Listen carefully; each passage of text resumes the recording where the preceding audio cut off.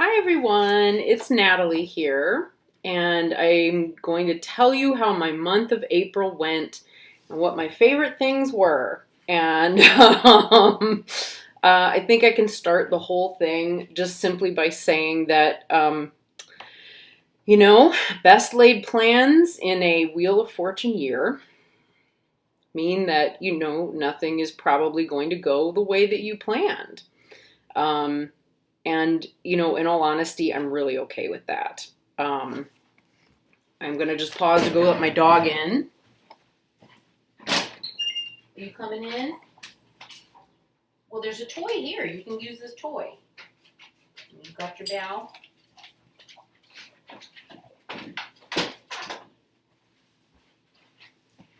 Naturally, he did not want to come in before I started the video filming, but once I started, he wanted to come in. So there we are. Yes, best laid plans, Wheel of Fortune year, not happening. So I had lots of things that I was going to do this month, up to and including like 3 different series of videos, which ended up not happening, partly because of time and partly because just other things came up. That somehow, sometimes when things are timely and it just feels like the right timing for it, you just have to go with it and kind of adapt. I don't know. I'm a very mutable, flexible person, and so when things just are not the way I put them down on paper and they don't come together the way I intended, but things are rolling along just fine, I tend not to really worry about it, in all honesty. It sort of feels to me like just like making trouble where I don't need to, so I tend not to worry about it. I do, however, want to address this because I realize I'm making gestures to the camera and it matches. You like that? It seems to match my hairband. I was watching Simon's interview with Ash this morning, of Inner Divine Tarot. Here they come creeping in. And oops, I was cutting some stuff. And yeah. So, and it just so happened that this was the first Band-Aid that I picked that was in my first aid kit. So nice that it at least matched my outfit, I guess. I don't know. Or my accent color in my black wardrobe, which I have a lot of. I have a lot of black. Just happened to. Anyway, so yeah, a couple of the things that I was going to do, the series on anger and working with anger got started, and I feel good with where I've gotten. There are a couple more videos that I have planned that I have not yet filmed, which will be coming at some point, probably later this month, or next month, May. The journal series, that was a different one. I really was hoping to get all of that dealt with when I actually made my new journal, right? This guy, this one that I've been working with, which I wrote my list in. That's how I used one of my spare pages where I was like, I don't know what I'm going to use that page for. And then suddenly I was like, look at that. I have that available and free. I'll just use it for this, make my little outline. But yeah, I really had hoped I'd be able to use more of that footage. And a lot of it just was really bad and required just hours and hours and hours of editing that, to be honest, if there were a lot of people that were like, whoa, I really would love to see you do that, I would take the time and do it. But if it's like one, it was really kind of like one request from a while back, like maybe in January or February, and I don't feel like that particular viewer is still hanging around. So I don't know that it's really anything that anybody's all that interested in besides me.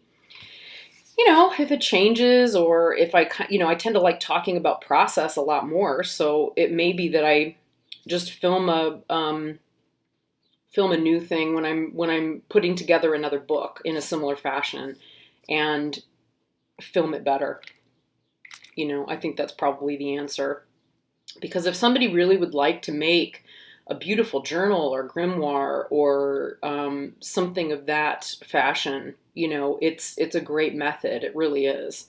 And there's something really empowering to being able to write and make your own books, as a useful piece of art. So that part of it I do love. So that's that. Then there's the astrology series that I was going to do, which I had all kinds of like charts and things drawn up for. I was like, look, we're going to do the houses. We're going to do, all this stuff. And, I got started making a video, realized after I'd filmed it that there was other stuff I really needed to include.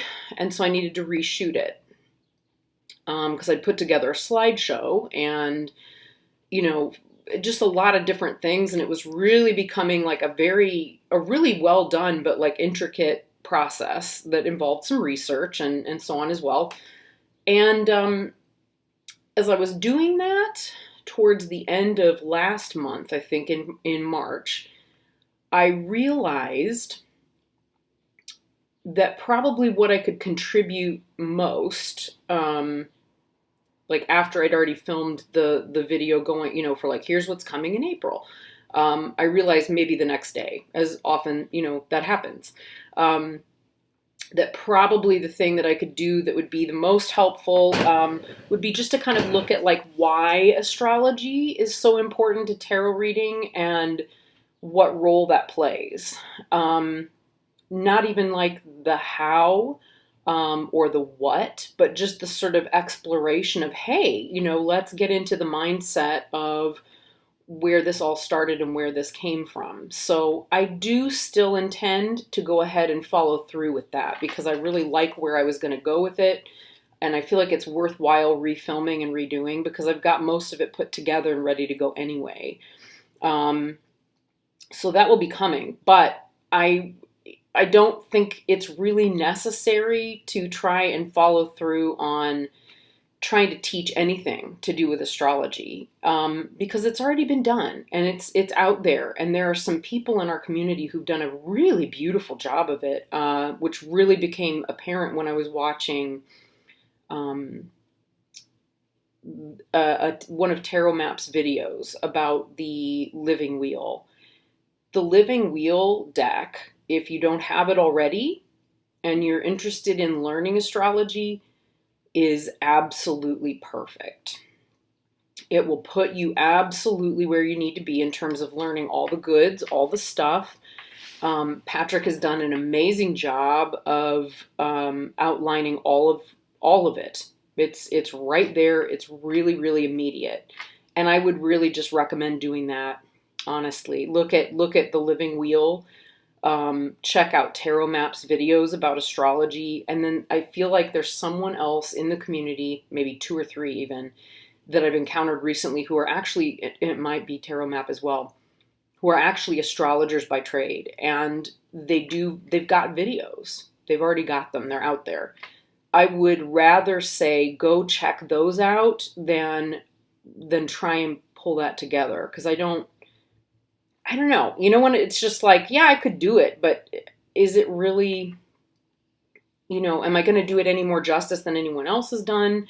And then the other aspect of it for me personally, which is usually like, is there something that I need to get out of this by doing it? And I don't feel like there is right now for whatever reason. It just isn't what's most, I don't know what the word is that I want. It's just not the most pressing thing, at the moment. So there's that. Moving on. The swords so negative hashtag. That really was such a delightful, really delightful development at the end of April. So just kind of going along this last week, at my new semi-permanent, longer term position at a school, and came home one afternoon and found that that there was a VR by Ink and Flame, by Eva at Ink and Flame. And then before I knew it, there was another one from Jeff Burr from Tattooed Spirit. And then before I knew it, there was another one, and it was Paula from Hecate's Crossing or Hecate's Crossing. And, you know, it was just so exciting. And then there were like all of these comments, and then Indigo Moon Woman filmed one. So I had, you know, Diane's video, and all these wonderful people that just like suddenly were commenting and were there. And it's just really, it's really cool. It's really lovely. And I'm very excited about that dialogue. And I mentioned, I think in the first chunk of that response that's already up, that like, you know, there's a lot that's changed in my insights over the last, you know, a couple of months since I filmed it, and I've had a chance to do some research and get some more insight into the Suit of Swords through practice and through investigating new decks and new ways of being, new things. So that was also really exciting, and yeah, just a lot of fun. Just a lot of fun. So I appreciate that. I'm just looking at my, yeah, we covered this one. You know, you have to do, because you know you're just going to go off topic. So other goals that I had for the month that did not go as planned. So one of the things that I was going to do was work with Tarot of the Spirit. So basically, I was going to be working with this guy, and it's all the swords, because I've been looking at and contemplating swords all month. And it's just such a gorgeous deck. The insight and the depth available in this deck is just out of this world. It's Pamela Eakins has various online courses.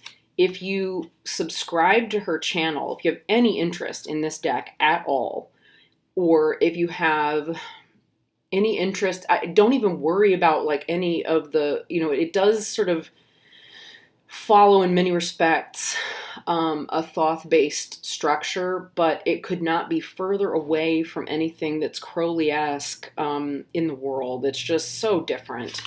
And her perspectives really feel to me like they're coming from a deeply, deeply awakened place, which I find I just immediately switch on and become glued. What I realized after about 5-6 days of pulling cards, and it was deep, like right off the bat, I'll say right, like in a very immediate way, and I'm just pulling up my tarot tracker. Yeah, I went through the first 7 days of the month drawing cards from this deck, and yeah, the work was so deep. And I realized that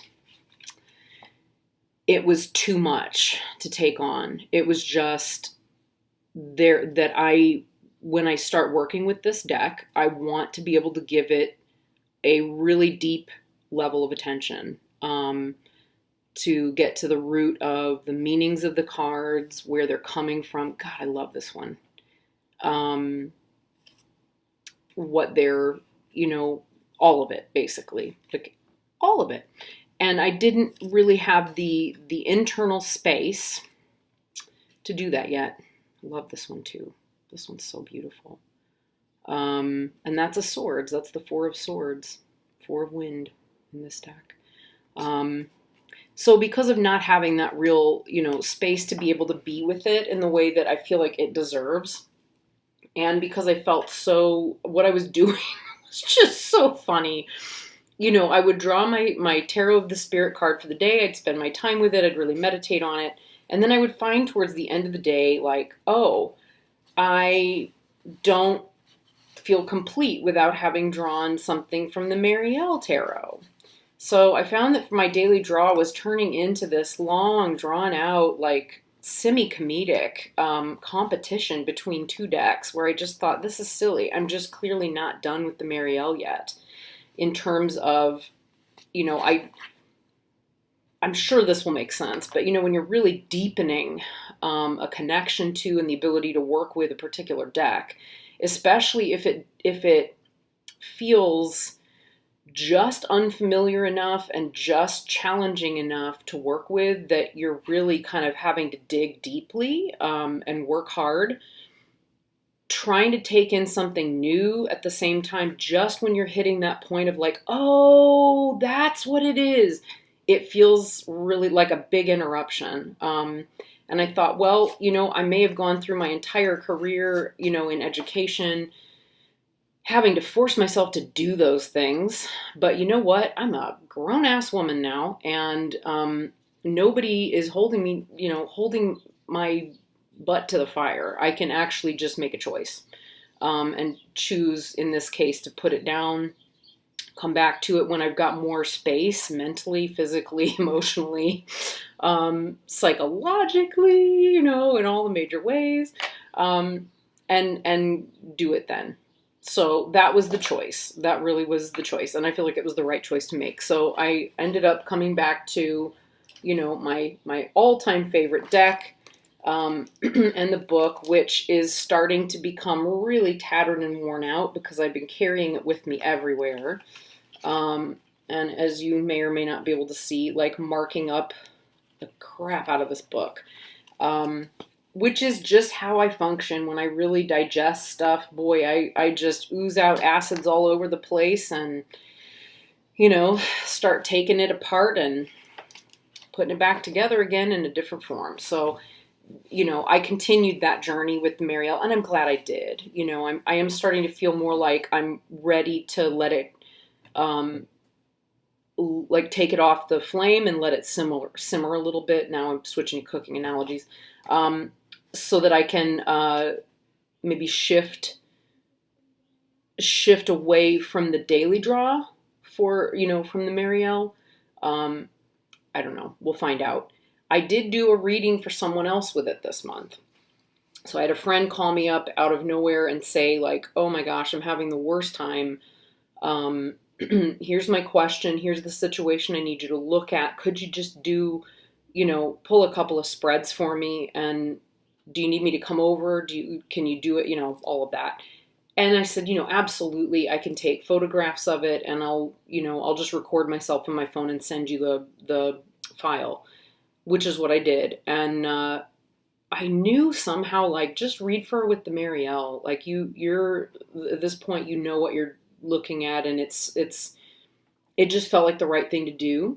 And it was great. I could really easily do that with most other decks, I think, at this point. But it was one of the most wonderful readings from the reading standpoint. From the client standpoint, I think not so much. It was a really tough reading. But from the standpoint of being the reader in that particular one, it was very satisfying. So that was great. So to get to that point with a deck that's new and seems to have its own system that's of course touching on all of the other systems that you work with, but is actually pretty new, really cool. So there was that. Let's see, coming back to my list. So something really funny happened this month as well. Mid-month, maybe around, no, early month, actually. It must have been around the 6th. Does that sound right? I probably wrote it down. That's what calendar for. Yeah, it was around 6th. There was a new transmission for a completely new practice by the order that I belong to, or the Buddhist organization that I belong to. And it was a request made by the teacher. And it was, without going into all the detail, suffice it to say, it was a request made by our teacher, by our Lama, that we practice this particular practice that I don't know and that I had not yet learned, for the well-being of the order and for her well-being.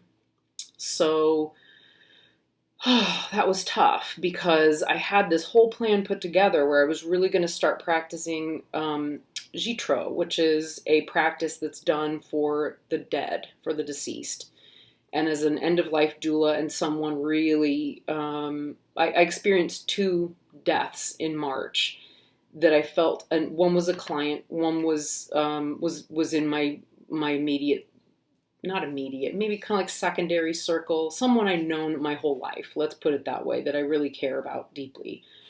And she was older, but it was also a sudden, unexpected passing. And so Jitro was really where I wanted to put my focus because that practice is so calming and beautiful and heartening, and yeah. And it did not work out that way. So I don't think the teachers intended it to be like this, but it was one of those things where it was like, yeah, don't worry, it's not even that hard. We'll give you all the things you need to do this. It'll be really supported, etc. And that's not how it worked out for me personally. It's the Tibet. I love the Tibetans. I love the practices. There are times where it's like, yeah, once you're in the practice, once you've got a community to practice with you and lead you through something, yeah, then you do start to have like a certain flow that arises with that practice. But up until that point, it can be really hard. And it can just begin to feel like one more thing, one more piece of work, one more something on your list when you're actually going to your practice because you need to fill back up and you're feeling depleted. And so if learning the new practice starts to feel like you're being depleted, I'm starting to learn like, okay, then don't put the pressure on yourself right now to do the practice. Just let it alone. And if I show you my grid, like these are how many stinking practices are involved right now. That I'm supposed to be working with on a weekly basis. And it's too much. Right now, for me, it is just too much. So I'm really looking at that and like just being honest with myself, how much can I reasonably do without the level of practice support that I need readily available. And it is eventually going to be there. It will be coming and it is on its way. But in the meantime, I just need to come up with a plan. And then be ready to like let that plan go because we know how it is. So, that's that. The other thing is I'm recognizing too that with the work that I'm doing right now with kids, like, whoa, it started out like the beginning of the month was really easy. I was doing a lot of just regular subbing, and during an average week, even if I got sub jobs 5 days in the week, one of those days at least would be at the high school or in a job where I'm not really doing much besides sitting behind a desk and just shepherding people from here to there, which means that I could spend any of the rest of the time I was there working on my own stuff. Wonderful when it happens. But that ended about 2 weeks ago, and the last 2 weeks have just spun me around. Friday, Good Friday, right before Easter, so a little over a week ago, I decided it was time to go ahead and clean out my storage space. So that's what I did. And we spent the day moving and getting all of that taken care of, which was wonderful. I'm really glad I did it. I have no regrets. And I also have a house that's completely, upended. And it's a lot. So I also had plans the rest of that weekend because it's a holiday weekend. So I had plans all day Sunday with family. And I went to go to a tarot workshop on Saturday afternoon with Melissa Sonova, which was wonderful. And I wouldn't trade that for anything. But it did mean that like things were just chaotic. And just about the time I would start to get something done or feel like, oh, okay, this is going to be all right, something else would come up. So, at the weekend, I knew I needed to spend a lot of the time, whenever I could, just getting things prepared for what I knew would be a really busy week, a really intense week, going into teaching kids, right? Or not even teaching, supporting and being with kids that have special needs. And by Sunday night, I was at about like 8 o'clock. I was just at the point where it was like, okay, I feel like everything is in, a good enough place where I can finish my laundry, lay some things out for the week, plan a few other things, etc. And I'll just say, like, if you're really not good at dealing with animal stuff, you maybe don't want to watch this part. But I hadn't been as present as I normally would be with my mischief of rats. And I have three, or I had three, until this week. And Eddie, was my eldest, I've started to see like the signs of decline in him just a little bit that were more present than they ever had been. But he was still like really super active, really hyper, still like getting into what I call the pick me basket. They have like a little basket in their door, and every morning when I get up, they're usually in that basket like, mommy, mommy, pick me, pick me. And I'd noticed that the morning, I guess maybe Sunday morning, I think it was Sunday morning, he wasn't in the pick-me basket, which he normally would be. He still took treats. When I stuck my hand over to where he still was like licking my hands and clearly happy to see me. And I just didn't register that anything was wrong. And then suddenly found myself at like 8 p.m. kind of going, wow, I haven't checked in with the boys all day. Since this morning. And I went over to the cage, and he was lying at the bottom of his ladder, and his, I just haven't had the space for this week. He was like paralyzed, like from the shoulders down, and not moving very much, like his upper body and his head were kind of still going, but, the back end of his body was just not quite right at all. And so I picked him up out of the cage, and I put him in a towel, and I was holding him and kind of petting him and, just looking over, the back side of his body just to see how he was. And he was not good. He was just not good. So I sat with him, and I loved on him, and immediately started like researching, what do you do if your male rat is like paralyzed? And apparently that's not an uncommon thing to have happen, and that rats will continue, pet rats will continue to live long after that. But I don't think that what was happening with him I think it was really bad. Whatever it was bad. Like it was maybe a stroke or some kind of horrible like blood clot. I mean, there's a number of things that it could have been. I don't know if I just don't know. I don't know if it started, so sorry. I don't know if it started like before or if it started, I just don't know. I don't know if the fall is what did it. I kind of feel like it wasn't. But it was really awful. It was really awful. And I took him, I put him in his travel cage and took him away from the other two who were really young. And I tried to, stay with him. Like I doula my pets as much as I, would want to doula a family member. And unlike his brother Pete, who died last summer, he didn't, Pete let me hold him and like looked into my eyes for as long as he could until he couldn't. And then right before he died, Pete looked at me in a way that was not normal, like not the way you would expect from an animal, like way more intelligent.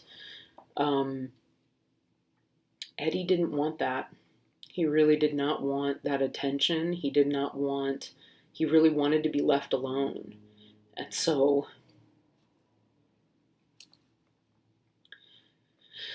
the hardest thing, I think, was having to like go, okay, he doesn't want me interfering with just being able to literally curl up and die. And he wants to do that by himself. And so the only thing I can do is let him do that and just, be nearby. And so, so that's what I did. And he was gone when I woke up in the morning. And it was Monday morning. So it was just a really hard week. Because I had to process that and be with it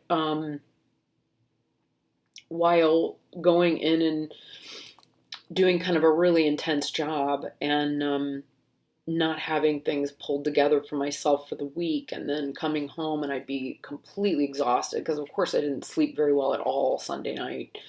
And so that's just how the week has been. My dog knows I'm upset, so he's like, right here, laughing on me because he's so sweet.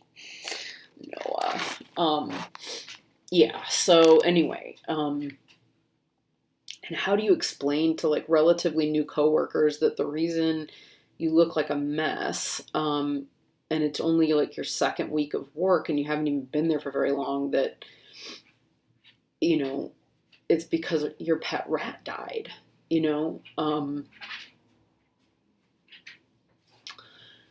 and pet rats, how do you, they're unlike any other pet I've ever had. They're like tiny puppies that, dogs that are that intelligent. They're so smart. It's shocking. And so loving and capable of love. And they're so short-lived. And I have my second, I had first two were Pete and Eddie. And I named them after the TV series we were watching at the time, which was Sneaky Pete. And my other two that I have now are called Sven and Einar, because when I got them, we were, and we still are, really, we always are, but going through a long spate of watching Icelandic television and some Norwegian television and so on. So Sven and Einar, because Einar, which, most people recognize the name Sven, but Einar is actually a very common name in Iceland. And I've taught several male people who are called Einar over the years. Anyway, they're my second pair that I've ever had. And, I'm not sure, once they are gone, if I can do this again. I might have to switch to a longer live pet. Yeah, we'll just see. We'll find out. Anyway, so yeah. So that happened too.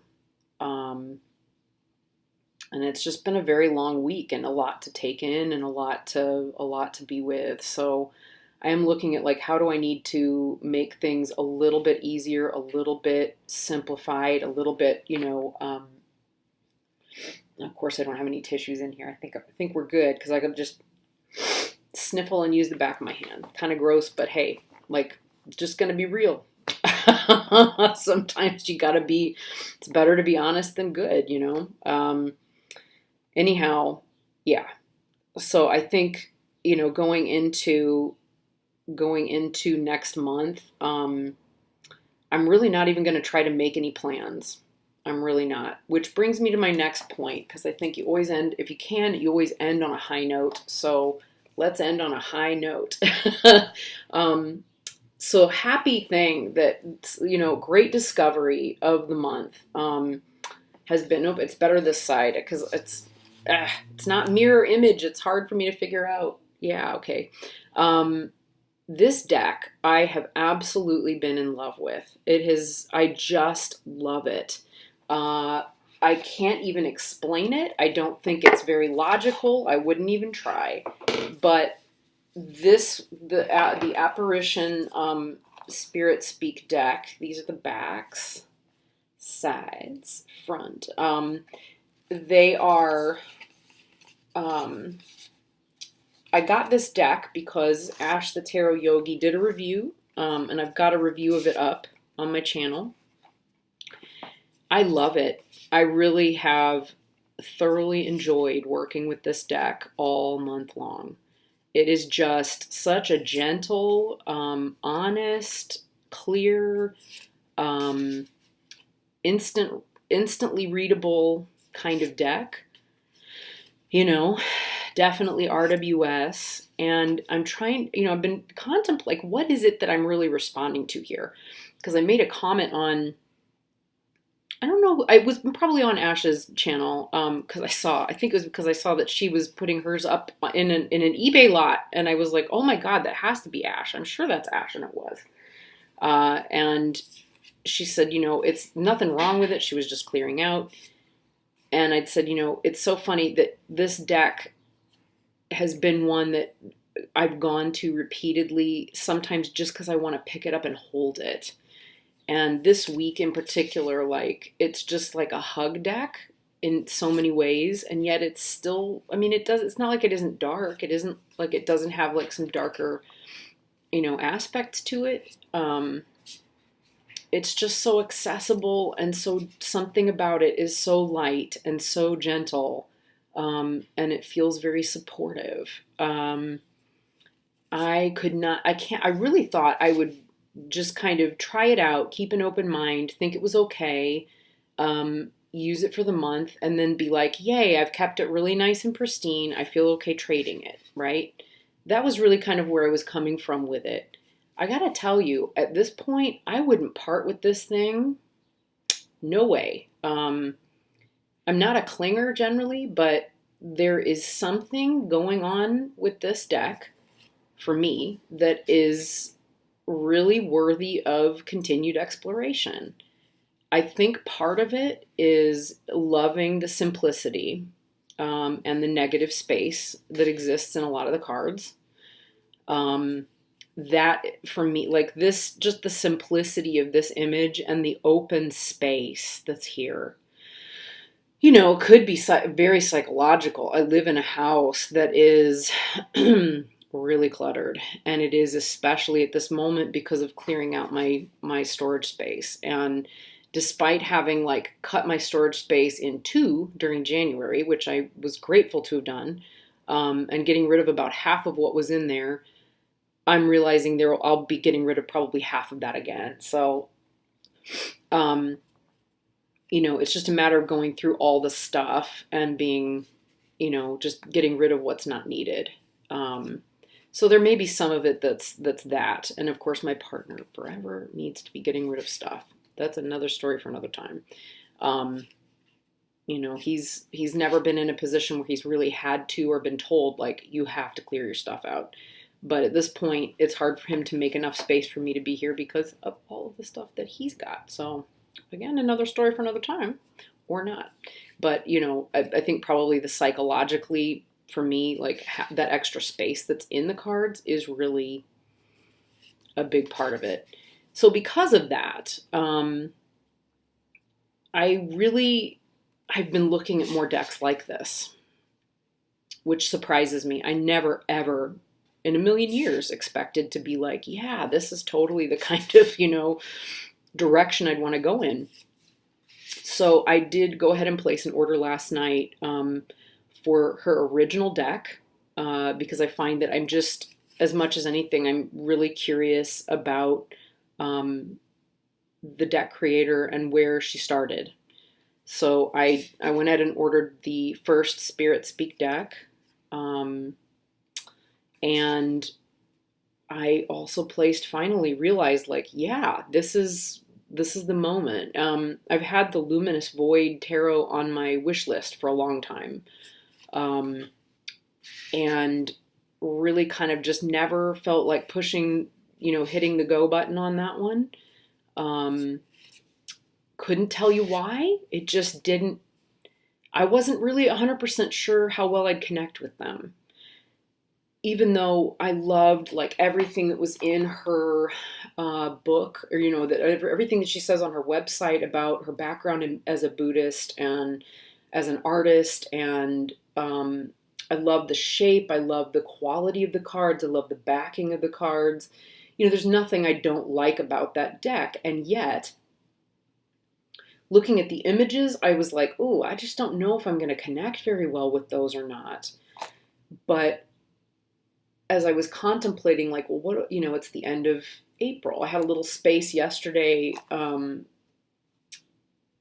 in my schedule at school to kind of contemplate that, where I didn't have to have my eyes directly on one of the kids I was with. He had some other stuff he was doing that really he could be very independent with. And as I was reflecting on that, I realized, like, no, as I go into next month, I've loved working with this deck so much. I wonder, do I want to, I definitely know I want to continue working with it, but then do I want to get another similar deck? What is it that I want to do?